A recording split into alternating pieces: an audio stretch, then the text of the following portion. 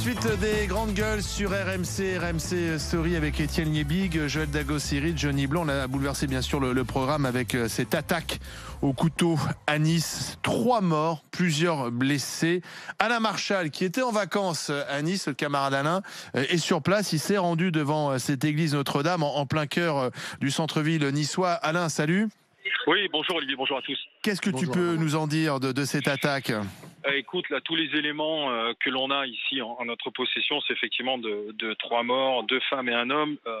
L'assaillant a été interpellé assez rapidement, vers 9h10 par la police nationale. Mais je suis à moins de 100 mètres de l'église Notre-Dame avec des riverains. On sent pas mal de nervosité et de résignation aussi. Il y a quelques minutes, il y a une dame qui est passée à côté de moi et qui dit « Mais ça va durer combien de temps ?»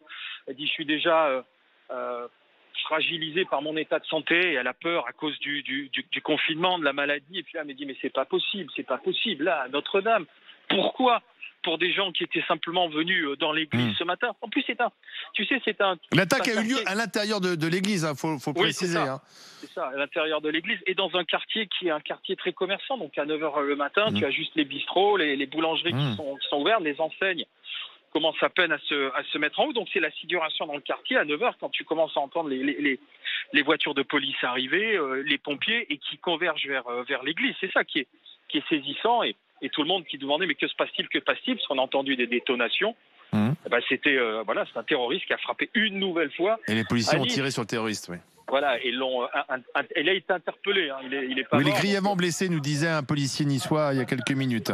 Oui, et donc il pourra, j'espère, aussi fournir des éléments sur d'où il vient, si c'était comment. Mais Nice, c'est là. Bon, bien sûr, il y a cette attaque. Il y a aussi ce qui s'est passé sur la promenade des Anglais. Donc on peut imaginer quand même le choc pour les Niçois. Écoute, il y a un quart d'heure, j'étais sur le côté de la rue en train de discuter avec des gens et il y a une dame qui est passée dans une Smart. Elle s'est arrêtée parce que la circulation est déviée, donc elle a marqué une pause. Elle pleurait dans la voiture. Elle pleurait dans la voiture. Elle avait la main sur le visage. Il y a une autre dame qui m'a tiré par la manche.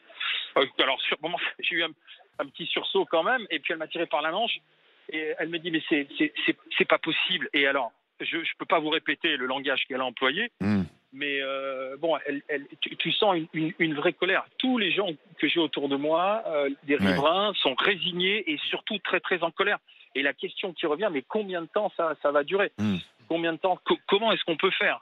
C'est les questions, mais c'est pas possible. Pourquoi on n'arrive pas à faire en sorte que ça s'arrête ? Parce que tu l'as dit, 2016, 80 morts ici, 200 blessés. Il y a une attaque sur la promenade des Anglais au couteau aussi sur la place Masséna, au couteau contre 2 policiers. Et puis là, à l'intérieur de la basilique Notre-Dame, bien sûr. L'Église catholique qui a réagi, bien entendu, et on a en mémoire aussi ce qui s'est passé pour le père Hamel, à l'intérieur de l'Église, qui avait été égorgé par 2 terroristes. C'est vrai qu'il y a cette menace en fait permanente qui revient sans cesse. Et puis là, on est sur une série quand même. Ça fait 3 attaques coup sur coup. L'attaque devant les anciens locaux de Charlie, l'enseignant décapité, et puis cette attaque. Alors on sait que la menace était là. D'ailleurs, les services de renseignement s'attendaient à de nouveaux attentats. Un appel à une vigilance renforcée avait été demandé. On avait d'ailleurs placé devant les lieux de culte parfois des protections policières, visiblement pas dans cette église. Enfin, il faudra savoir précisément comment ça s'est passé. Mais Alain, Christian Estrosi, on l'a entendu, est venu sur place. Ça arrive aussi juste avant le confinement, donc dans un contexte très particulier. Un contexte particulier, et c'est ce qui me frappe, c'est que les riverains, les Niçois avec qui j'ai pu discuter sont à la fois abasourdis, mais surtout n'en peuvent plus nerveusement. Parce qu'il y a l'attaque terroriste, et puis il y a le fait de ne pas pouvoir vivre normalement. Oui, il y a le confinement qui arrive. Demain, c'est le confinement pour tout le monde, alors qu'il y a une semaine avec un temps magnifique, que tout le monde veut sortir, veut simplement vivre. Ici, on est juste à côté de l'avenue Jean-Médecin, où il y a des enseignes, il y a des bistrots, il y a des bars. On descend sur la place Masséna, on est à 500 mètres de la promenade des Anglais. Et à partir de demain, hormis travailler, tout le monde va se dire, tout ce que je peux faire, c'est aller travailler, je peux pas me balader, on peut pas voir la famille, on peut pas voir les amis. Et c'est vraiment, ce qui revient, c'est à la fois la colère, la nervosité. Moi, je sens beaucoup de nervosité là, à côté de moi depuis tout à l'heure. Je te dis de gens qui m'ont attrapé par la manche, avec cette expression vraiment qui est celle qui revient le plus, combien de temps ça va durer. Mais tu sens que combien de temps ça va durer, c'est à la fois lié aux attaques terroristes, Et puis, comme m'a dit cette dame d'un certain âge, combien de temps ça va durer? Quand est-ce qu'on va pouvoir revivre normalement? Les deux sont liés, quoi. Vivre bien normalement sûr. avec le terrorisme et vivre normalement avec le confinement, quoi. Merci Alain, on va te laisser. Merci pour ce petit coup de fil dans les grandes gueules et tu seras de retour parmi nous lundi.